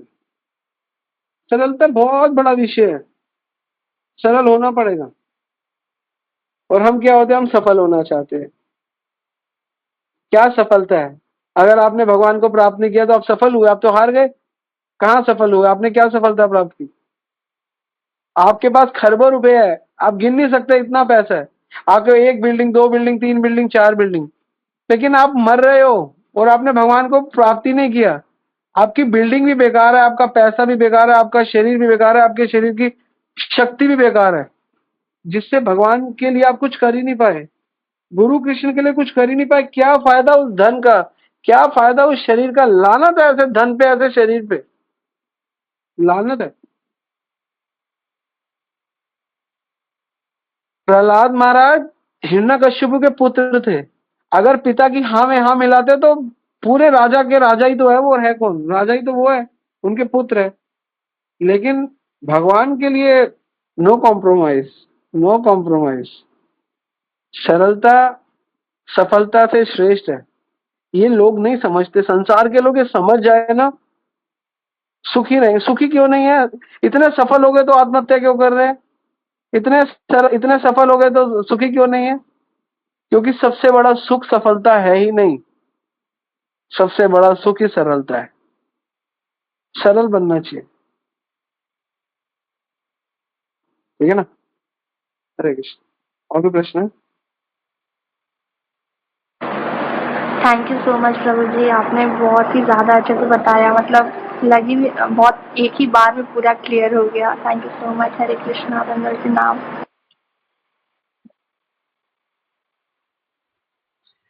हरे कृष्णा प्रभु जी, दंडवत प्रणाम। हाँ प्रभु जी, जैसे कि कहते हैं कि शब्दों में हमारी शक्ति होनी चाहिए कि हम किसी से कुछ कहें तो वो हमारे कहने से करने लग जाए। जैसे कि महाराज कुछ भी बोलते हैं, किसी को समझाते हैं तो सब उनके शब्दों में शक्ति है, हो जाता है। तो प्रभु जी, हमें उसके लिए क्या करना चाहिए कि हम भी कुछ भक्ति में आगे बढ़ सकें? या प्रहलाद महाराज की तो बहुत शक्ति थी, हम तो उसके कुछ भी नहीं, तो हमें ऐसा क्या करें कि हम भी कुछ बढ़ सकें आगे? सरल होना वैसे तो बहुत मुश्किल है प्रभु जी, फिर उसके लिए हमारे लिए क्या है? हरे कृष्णा। सरल होना बिल्कुल मुश्किल नहीं है, सबसे सरल होना ही सरल होना, इससे सरल कुछ होना है ही नहीं। अपनी काम इच्छाएं कम कर दो, सरल बन जाओगे। शुरुआत इसी से करो। बहुत काम इच्छाएं है ना, ये हमको सरल नहीं होने देते। सबसे बड़ा रीजन ये है, आपकी काम इच्छाएं भी भगवान से जोड़ दो ना, क्या दिक्कत है? धन कमाने के लिए कौन मना करता है, लेकिन धन का यूटिलाइज सही जगह होना बहुत जरूरी है। शरीर की शक्ति बढ़ाने से कौन मना करता है? खाने पियो, अच्छी शक्ति बढ़ाओ, अपनी सेवा में लगाओ। तो सरल होना मुश्किल है नहीं, हमने उसको मुश्किल बना दिया, बहुत मुश्किल बना दी। सरल होना ही सरल, बहुत सरल है सरल होना। भक्ति योग करो, नाम लो, भक्तों के संग में रहो, किसी की निंदा मत करो, चुगली मत करो, जितने में हो उतने में खुश रहो। हमें कोई जरूरत नहीं है, सामने वाला 10 लाख कमा रहा है, हम 50,000, हमें कोई बात नहीं। भगवान ने उसको दिया खुशी, उसको भगवान 10 के 20 दे, बहुत सुखी रहे, बहुत सुख। हर किसी को सुख देने देखो, जो व्यक्ति सुखी होना चाहता है दूसरों को सुख दो, बस यही फॉर्मूला है। सरलता का यही फॉर्मूला है।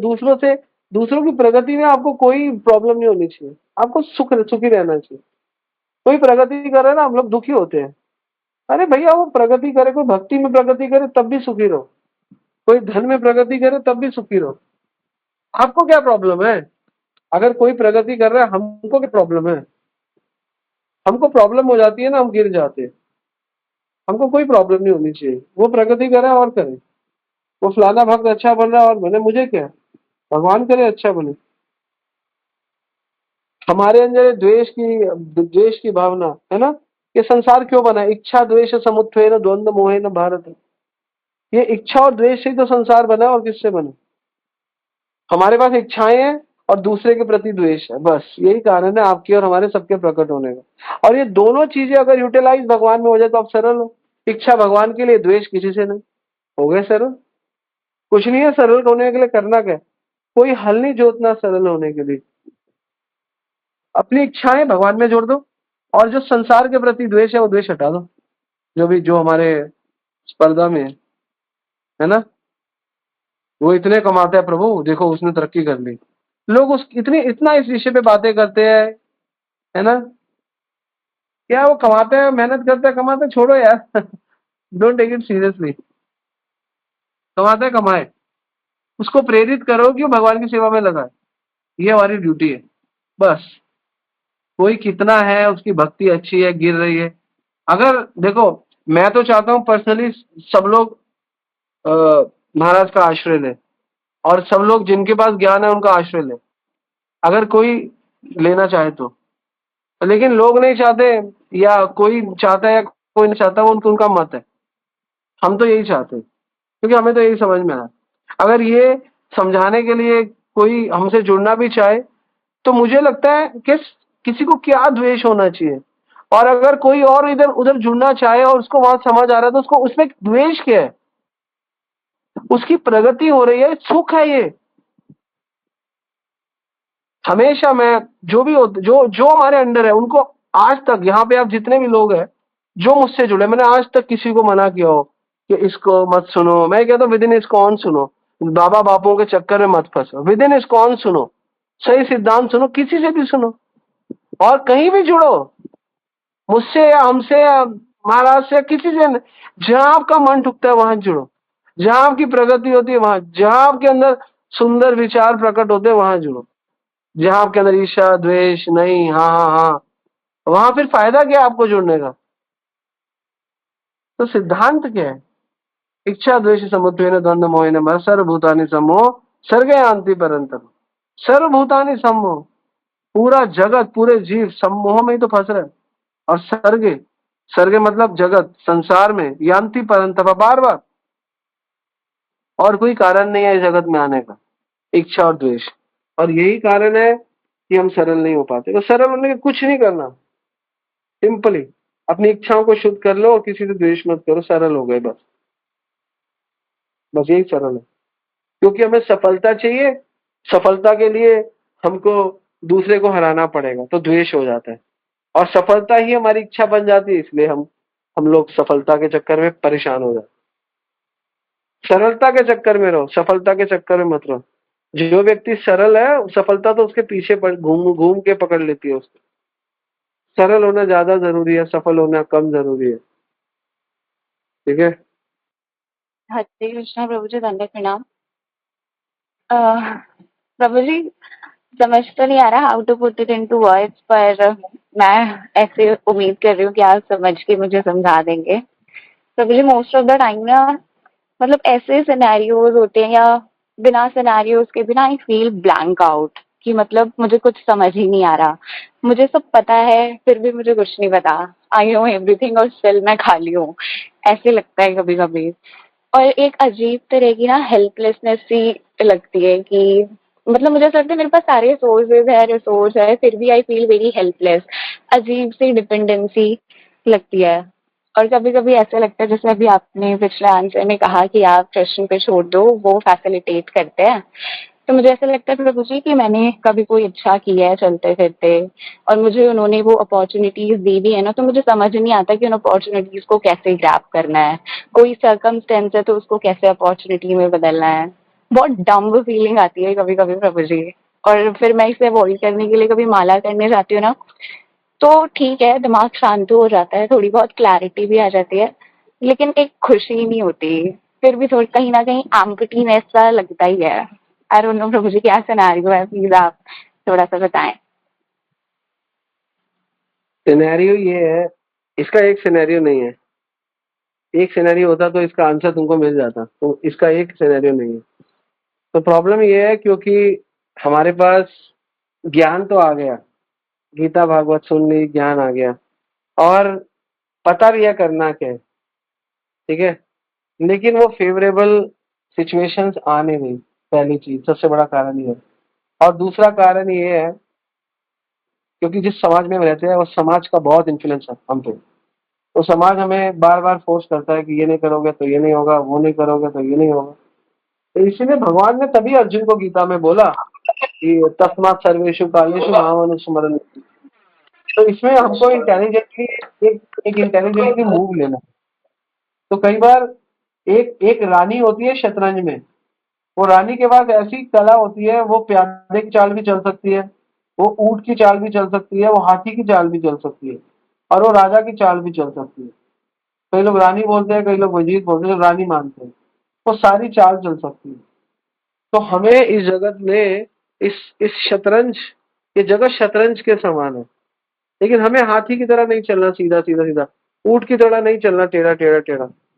हमें रानी की तरह चलना है, कभी सीधा, कभी टेढ़ा, कभी एक स्टेप, कभी दो स्टेप, कभी उछलांग मारनी है, कभी रुकना है, ठीक है, कभी बचाना है, कभी काटना है।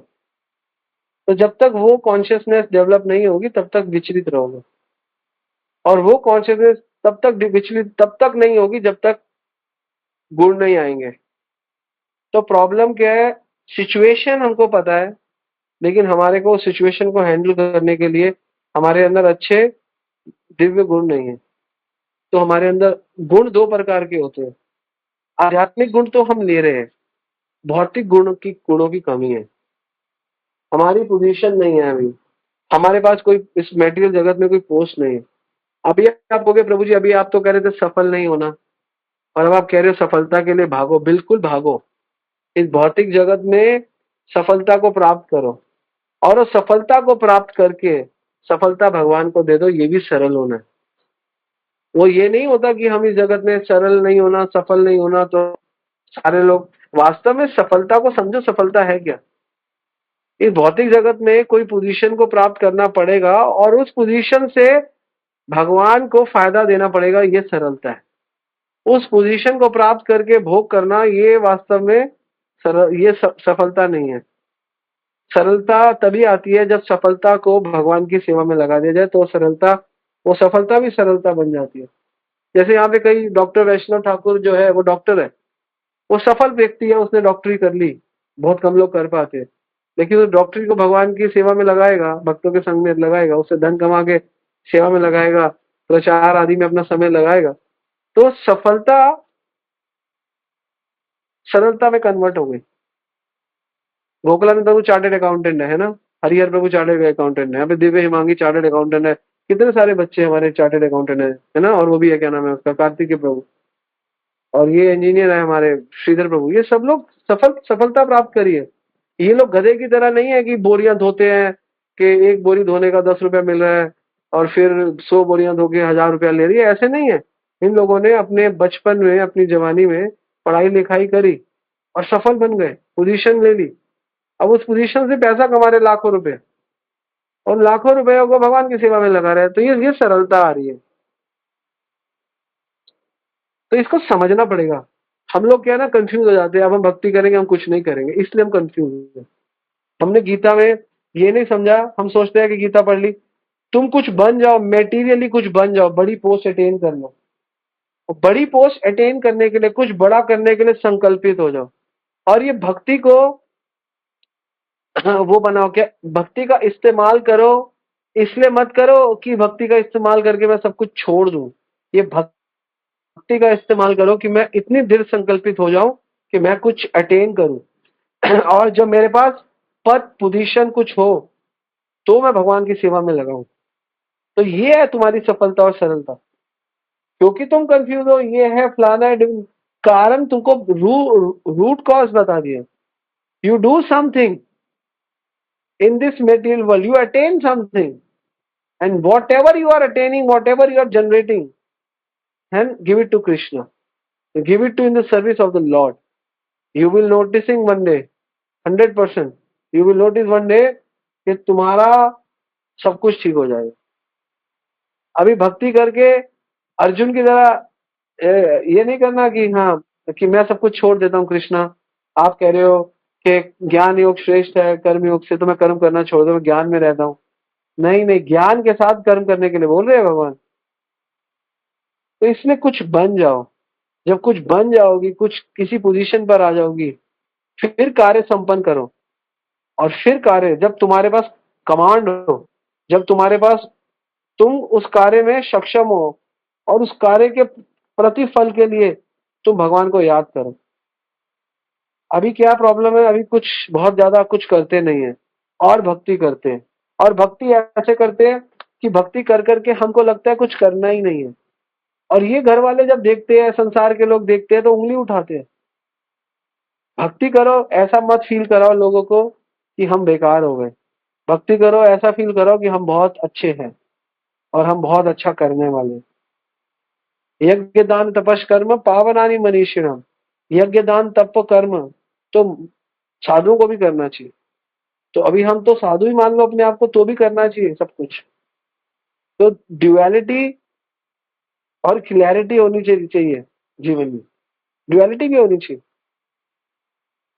लेकिन ड्युअलिटी के अंदर अगर क्लैरिटी हो गई तो ड्युअलिटी नहीं है, तो रियलिटी है। इसमें हम लोगों को समझ के साथ कार्य करना चाहिए। तो अगर बहुत सारी ड्युअलिटीज है, बहुत सारे ऑप्शंस है, लेकिन हम रियलिटी से जुड़े हुए, क्लैरिटी से जुड़े हुए, तो कोई दिक्कत नहीं देगा आपको। ठीक है, समझ गए? यही प्रॉब्लम है और कोई प्रॉब्लम नहीं है।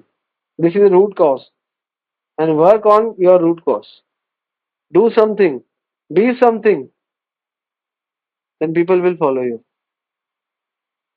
एंड जो भी डू कर रही हो और जो कुछ कर रही हो, वो करते करते भगवान का स्मरण करो कि Krishna I am doing this because of this.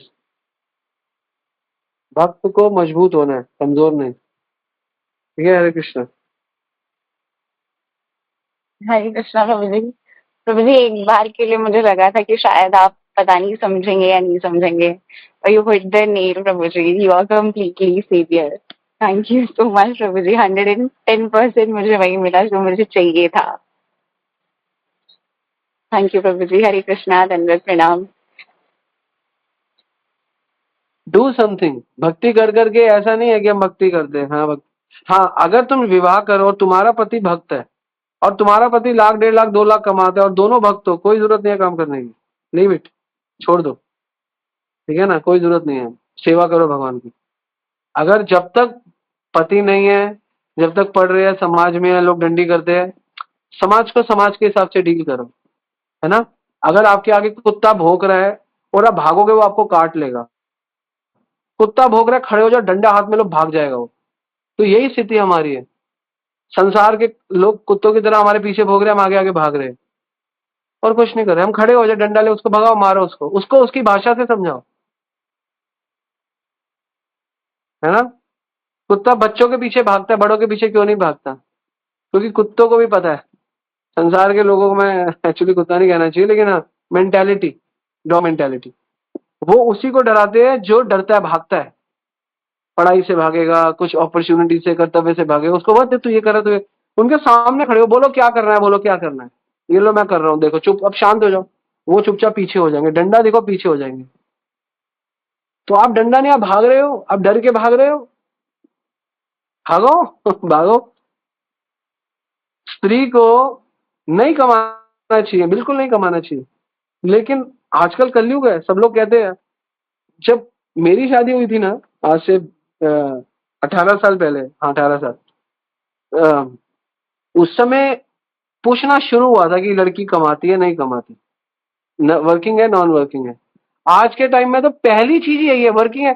शक्ल पहले तो बोलते हैं शक्ल सूरत सही है, परिवार अच्छा है, चाल चलन अच्छा है। आजकल ये सब चीजें बाद में, सबसे पहले वर्किंग है। 99% लड़कों को वर्किंग लड़की चाहिए। समाज ही यही है तो क्या करोगे? समाज में जैसा कुत्ता है वैसे ही तो लात मारोगे। इसलिए स्त्रियों को पढ़ना पड़ता है, रिक्वायरमेंट हो गई है समाज की। कोई बात नहीं, भक्ति करो, शुद्ध भक्ति करो। अगर आपका प्रभु बहुत अच्छा प्रभु मिल जाए, भक्त मिल जाए, कमाता है 1,00,000 2,00,000 3,00,000 5,00,000 10,00,000, बहुत अच्छा है, वेल सेटल्ड है, लाख से ऊपर सैलरी होनी चाहिए आज के टाइम में। कोई जरूरत नहीं है स्त्री को नौकरी करने की, देयर इज नो नीड। और जो कर रही है वो मूर्ख है। पति को प्रेम करे, वो उसका लाख रुपए उसी का ही है। कोई जरूरत नहीं है। हाँ, फाइनेंशियली क्राइसिस है, कर्जा है, ये है और दिस सब, you don't have option, then you can do.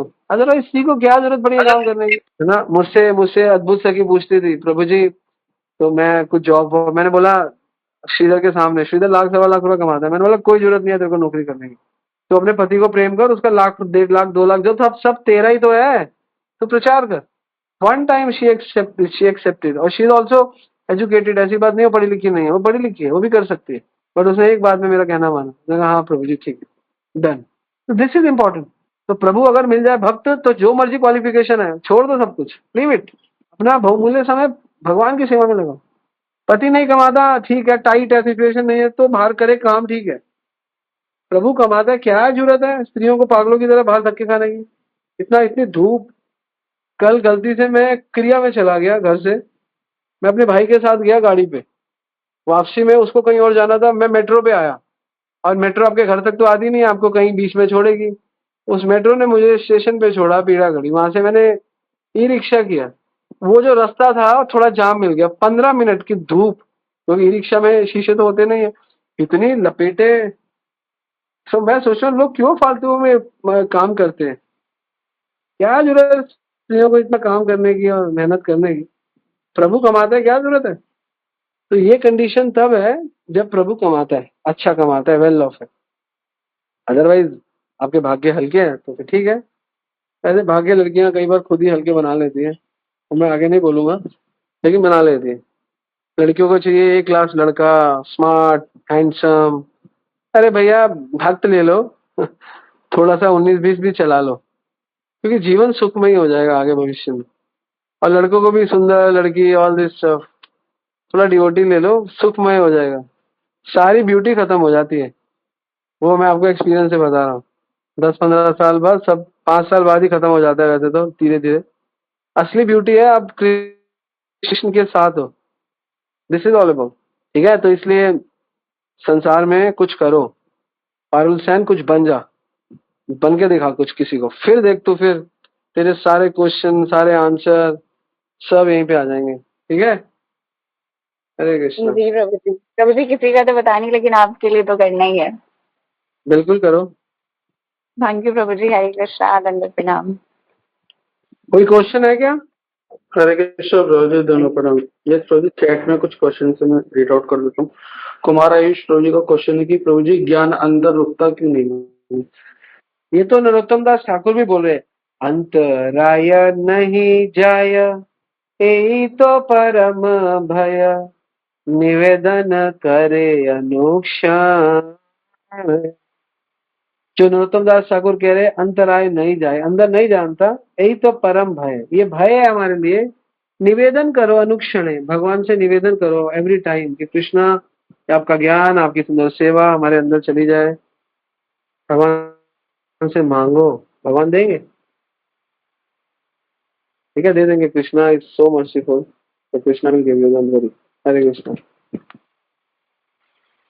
हरे कृष्ण प्रभु जी, धन्यवाद प्रणाम। थैंक यू प्रभु जी। नेक्स्ट क्वेश्चन गुमता साहू माता जी का है। हरे कृष्ण प्रभु जी, 6 बजे तक निर्जला, उसके बाद एकादशी प्रसाद लेना है। और प्रभु जी मेरे पास नरसिंह भगवान की कोई फोटो नहीं, तो क्या फास्टिंग रख सकते हैं? कोई बात नहीं, नरसिंह भगवान की आपके पास फोटो नहीं है तो मोबाइल है, मोबाइल में नरसिंह देव के दर्शन करो, मायापुर वाले नरसिंह देव की जय। मेरे सामने भी वही फोटो है, मैं उन्हीं के दर्शन कर रहा हूँ। वंडरफुल, नरसिंह देव की जय। एक नरसिंह देव है गंगा नाडु में, उदुपी में, शांति नरसिंह, और इनके दर्शन बहुत सुंदर दर्शन है और भक्ति सिद्धांता के फेवरेट है। मैं अभी कैमरा ऑन कर रहा हूँ, आप देखना उनके फोटो देखना, वो नरसिंगा बहुत सुंदर नरसिंगा है। ऐसे दर्शन अगर आपको मिल जाए, ये इन नरसिंगा को कहते हैं गंगा नाडू नरसिंगा, उडुपी में। और भक्ति सिद्धांता के ये फेवरेट नरसिंगा थे, इनके दर्शन मैं आपको भी ऑन करके दिखाता हूँ। तो मैंने शेयर कर दी सब साक्षी आपको भी और सुंदर निताई को भी। ये फोटो अगर आप ला पाओ तो बहुत सुंदर दर्शन है, भक्ति सिद्धांता के फेवरेट दर्शन है। ये गंगा नाडू एक स्थान है उडुपी में, तो वहां पे ये दर्शन है और भक्ति सिद्धांता दर्शन करने स्पेशल जाते थे। ठीक है, वो बाद में क्या कहते हैं, प्रभुपाद जी ने उर्ग नरसिंहा के दर्शन करे, लेकिन दर्शन करवाए हमको। लेकिन ये दर्शन भी गंगा नाडू के दर्शन बहुत सुंदर दर्शन है। और भक्ति सिद्धांता कहते थे कि शांत स्वभाव में नरसिंहदेव ऐसे ही दिखते। और सबको दर्शन कराओ नरसिंहदेव के प्रभु। प्रभु जी मैंने उपदेश ग्रुप में डाला है, क्योंकि यहाँ ना अभी स्क्रीन शेयरिंग का वो ऑप्शन बंद किया हुआ था, क्योंकि वहाँ पर प्रॉब्लम होती थी ना, तो उपदेश ग्रुप में डाल दिया मैंने टेलीग्राम पे। उपदेश ग्रुप में डाल दिया, ओके ठीक है। तो ये पे कोई क्वेश्चन है तो वाइंड अप करे प्रभु। हाँ जी, हरे कृष्णा, धन्यवाद, प्रणाम प्रभु। चैट में शायद 1-2 क्वेश्चन हो रहे हैं, मैं एक बार देख लेता हूँ। हाँ, हेमा माता जी पूछी कि नरसिंह देव ने हिरण्यकशिपु को फाड़ा था, वो वाली फोटो ऑपरेशन थिएटर में लगा सकते हैं प्रभु जी? एक ड्यूटी ऐसा पूछ रहे हैं। हाँ लगाओ, जहाँ लगानी है लगाओ, फिर घर में लगाओ, हृदय में लगाओ, ऑपरेशन थिएटर में लगाओ, मंदिर में लगाओ, कहीं पे लगाओ। वो तो भगवान की दिव्य लीला है, और तो भगवान की दिव्य लीला को लगाओ, उससे भय जाएगा, भय आएगा नहीं, भय जाएगा। ये क्रोध जो है ना, ये भगवान के भक्तों को तंग करने वाले का क्रोध है, ये तो लगानी चाहिए। हरे कृष्णा। ओके, वांछा कल्पतरुभ्यश्च कृपा सिंधुएव च पतितनां पावनेभ्यो वैष्णवेभ्यो नमो नमः। वैष्णव ठाकुर की जय, जगत गुरु श्री प्रभुपाद की जय, निताई गौर प्रेमानंद।